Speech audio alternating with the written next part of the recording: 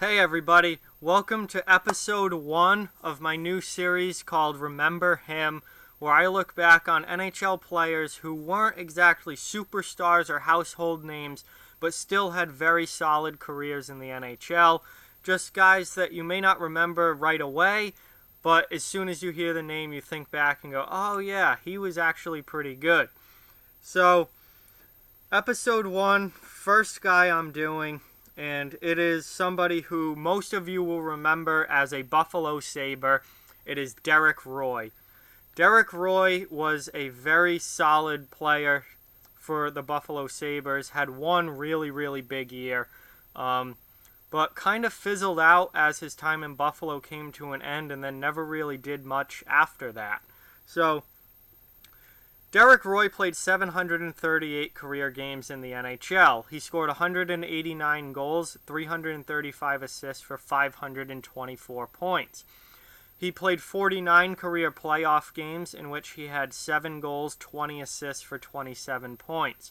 Like I said, he's mostly remembered for his time in Buffalo, where he started in 2003 and played with the Sabres until 2012.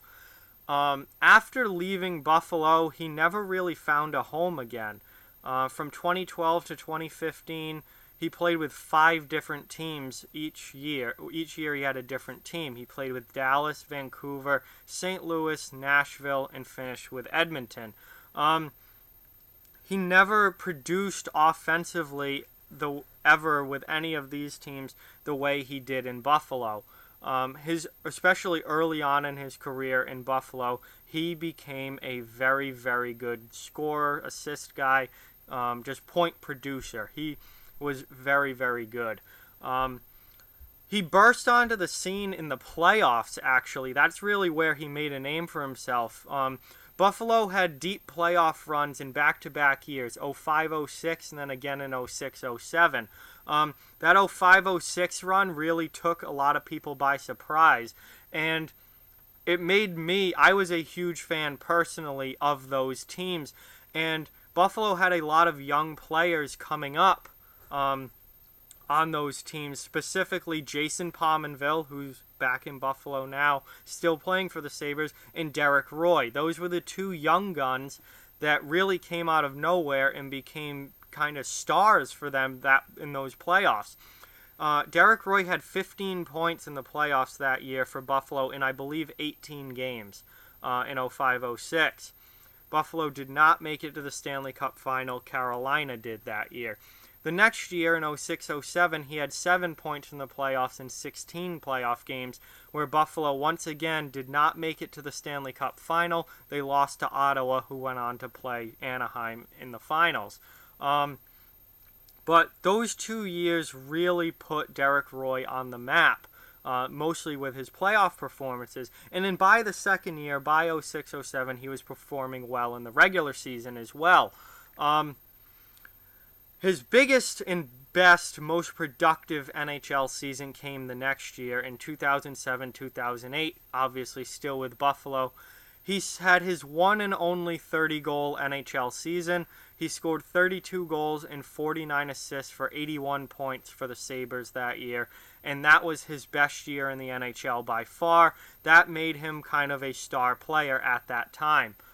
Derek Roy was beginning to become a known guy around the league. He followed that 81-point year up with a couple more 20-goal seasons. Never hit 30 again, though, but had a couple more 20-goal seasons where he was around 60 to 70 points. So very solid seasons once again for Roy. But then as you got into the 2010s, his place in production started to diminish. His last 2 seasons in Buffalo, he really didn't do all that great offensively. He wasn't producing points like he used to. And by the time 2012 came around, his time in Buffalo was up. After 2012, he bounced around from team to team, as I said, going from Dallas to Vancouver to St. Louis to Nashville to Edmonton. He struggled with injuries in that time. Injuries really put a damper on the end of his career. And after bouncing around for a while, he was done in the NHL by 2015. So his career really fizzled out in a way that he probably deserved better, but injuries took a toll on him, and he could never produce offensively as he got older and switched teams as he could in his young gun days in Buffalo, when he was on very good teams, playing with good players, and really producing at a very high level. If you go back to those Buffalo teams, they had some high quality players on those teams. Guys like Brian Campbell on the back end, a young Brian Campbell on the back end. Jay McKee was a pretty good shutdown defenseman for them. I remember in those playoffs, McKee really, his shot blocking was incredible. He really made shot blocking, brought it even more to the forefront, and set the tone for where shot blocking has gone in the modern game, where it's a massive thing for every team. Then up front, they had guys like Maxim Aganov, Chris Drury, Jason Pominville, and Derek Roy. These guys were huge players for these teams. Their depth guys included Jochen Hecht, Mike Greer, guys like that. This was just, they were good. They were fun teams to watch. I enjoyed watching them, and I enjoyed Derek Roy. Derek Roy, he was one of those guys that I loved when he came into the league. And it's a shame that his career kind of took the trajectory downward that it did after he had those few big years in Buffalo. But let's never forget those big years that he had for the Sabres, bursting onto the scene as a kid with Jason Pominville in the playoffs, and then having some really, a good stretch of 3, 4, 5 years in Buffalo where he was a great player. So with that, I hope you all remember Derek Roy. He had some phenomenal seasons for the Buffalo Sabres, and while he never became, I think, the star or the superstar that he could have, he's still worth remembering and was a very solid player for a number of years in the NHL.